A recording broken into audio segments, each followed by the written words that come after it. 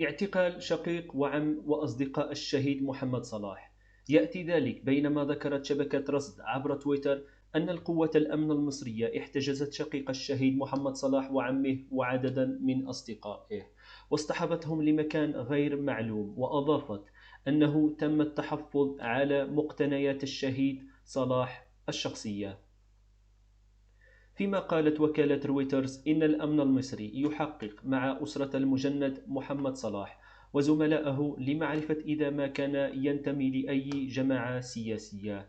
وأعلنت أسرة الشهيد محمد صلاح الانتهاء من دفنه بقرية العمار في القليوبية، وإقامة العزاء غدا في عشية الشمس. وكشف النقاب يوم الاثنين عن هوية المنفذ الهجوم على جنود جيش الاحتلال الإسرائيلي عند الحدود المصرية الفلسطينية يوم السبت الماضي، ما أدى لمقتل 3 جنود إسرائيليين. وتبين أن منفذ العملية هو محمد صلاح إبراهيم، 22 عاما، خدم في منطقة سيناء وأصله من منطقة عين الشمس. وصرح أقاربه بأنه كان من المفترض أن ينهي خدمته في الجيش المصري قريبا. وفقا للتقارير فإن الشهيد الابن الأوسط لعائلة مكونة من 3 أشقاء، وعاش مع أسرته وعمه، كما توفي والده سابقا في حادث سيارة.